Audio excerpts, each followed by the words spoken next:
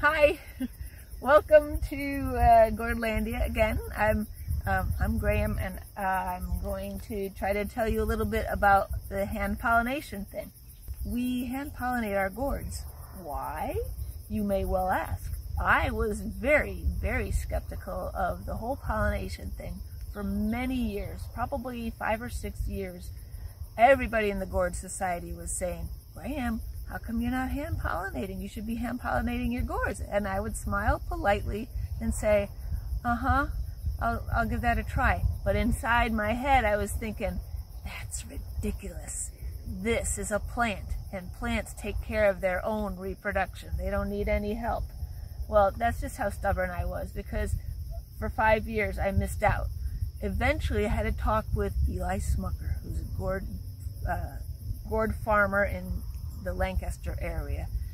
He's an Amish guy, and he grows lots and lots of gourds, and he was telling me that after he gave the hand pollination thing a try, because he also was stubborn, and one year he decided he was going to give it a good try. He sends his whole family and himself out into the gourd garden to hand pollinate every night in July, unless it's raining. And then the following year, he planted 1/3 of the acreage because he got that many more gourds. So we decided, okay, that really perked up my ears, and I thought, I'm going to give it a try.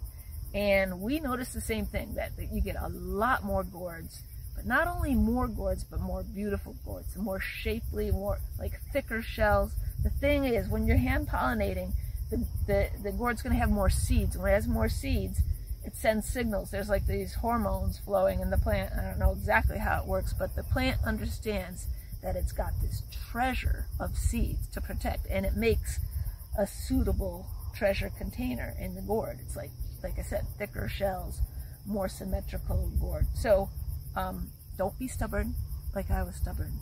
Give the hand pollination a try. It's fun. It's beautiful in the evening in the gourd garden. So yeah, the gourd flowers bloom at night. They're white. They're the Lagenaria ciceraria, hard-shell gourd is another name. These are the only members of the squash family that have white flowers that bloom at night.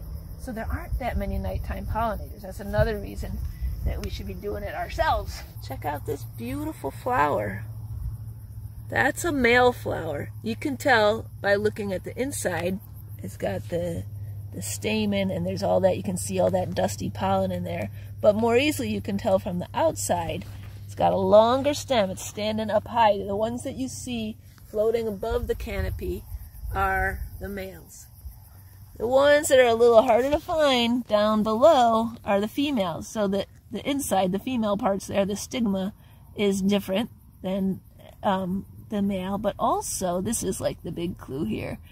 It's got this embryonic gourd just behind the flower. A little green fuzzy gourd that's gonna, it has a shape that gives you a clue, just a clue about what the eventual shape of the gourd will be. And yeah, we call that the peepo. It's the immature gourd. So that's a female. So what we do is take a male flower.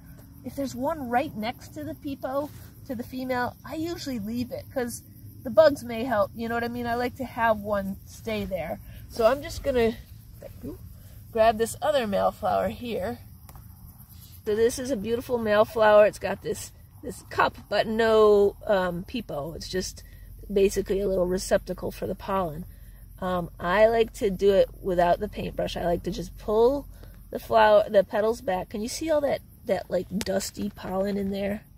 It's both on the petal and on the stamen, and then you just pull that off and hold the female flower up a little bit, so you know if it's hard to do if it's hanging down. So then you just dust that over. You kind of flick the male flower over the female flower, just like that, and you can kind of see it becomes dusty. I like to just leave the male flower below the female to signal to me and to Otto that this one's already been done. So I'm taking the petals from the male flower. There's still a lot of pollen on there, and I'm just kind of really gently dabbing it on the face of the female flower. And that's it. Voila. Hopefully we'll get a gourd from that. There is clearly some mystery involved because sometimes I do that and it doesn't take.